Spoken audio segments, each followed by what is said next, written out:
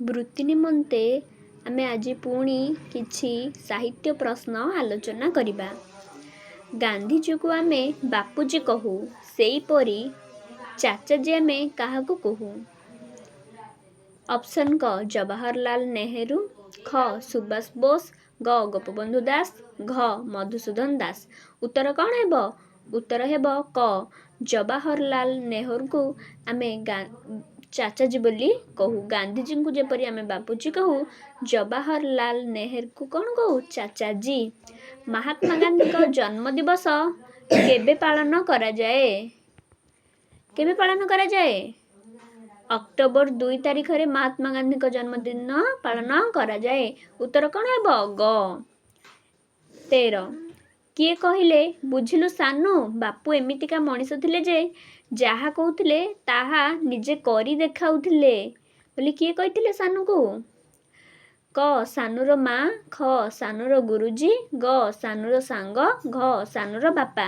କିଏ କହିଥିଲେ? ନା ସାନୁର ମା ସାନୁକୁ କହିଥିଲେ ଯେ ବାପୁ ଏମିତିକା ମଣିଷ ଥିଲେ ଯେ ଯାହା କହୁଥିଲେ ତାହା ନିଜେ କରି ଦେଖାଉଥିଲେ ଓ ପରେ ଅନ୍ୟକୁ କହୁଥିଲେ। 14 ଶୁଦ୍ଧ ଶବ୍ଦଟି ଲେଖ। କ ମୁହୂର୍ତ୍ତ, ଖ ମୁହୂର୍ତ୍ତ। କେଉଁ ମୁହୂର୍ତ୍ତଟା ହେବ? ନା କ ହେବ। ମରେ ହର୍ଷଉ, ହରେ ଦୀର୍ଘଉ, ବଡ଼ତ ବଡ଼ତରେ ରେଫ। ଉତ୍ତର କ ହେବ, ମୁହୂର୍ତ୍ତ ହେବ। ଉପକାରର ବିପରୀତ ଶବ୍ଦ କ'ଣ? ଅପସନ୍ କ ଉପକାରୀ, ଅପସନ୍ ଖ ଉପକାରିତା, ଅପସନ୍ ଗ ଅପକାର, ଅପସନ୍ ଘ ଅପକାରୀ। ଉପକାରର ବିପରୀତ ଶବ୍ଦ କ'ଣ ହେବ? ନା ଉପକାରର ବିପରୀତ ଶବ୍ଦ ଅପକାର। ଗ। ଉତ୍ତର କ'ଣ ହେବ? ଗ ଅପକାର। ପ୍ରଶ୍ନ ନମ୍ବର 16 କସ୍ତୁରବା ଲୁଣ ଖାଇବା ପାଇଁ ରାଜି ହେଲେ ନାହିଁ କାହିଁକି?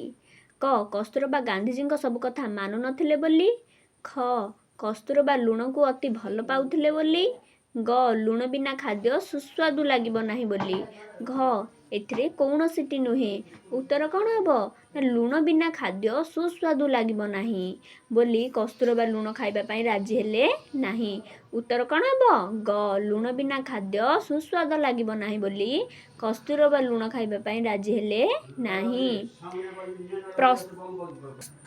ପ୍ରଶ୍ନ ନମ୍ବର 17 ସାନୁର ବିଦ୍ୟାଳୟରେ ଅକ୍ଟୋବର 2 ତାରିଖ ଦିନ ଗୁରୁଜୀ ଗାନ୍ଧିଜୀଙ୍କର କେଉଁ ସମୟର କଥା ଆଲୋଚନା କରୁଥିଲେ?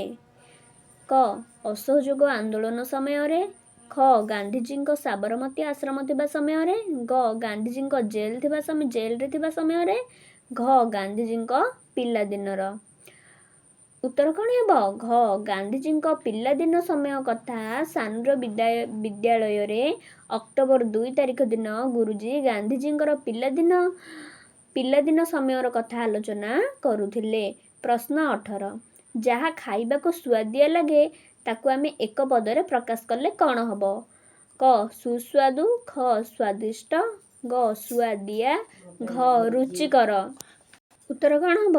କ ସୁସ୍ୱାଦୁ। ଯାହା ଖାଇବାକୁ ସୁଆଦିଆ ଲାଗେ ଆମେ ତାକୁ ସୁସ୍ୱାଦୁ ବୋଲି କହିବା। ଧନ୍ୟବାଦ।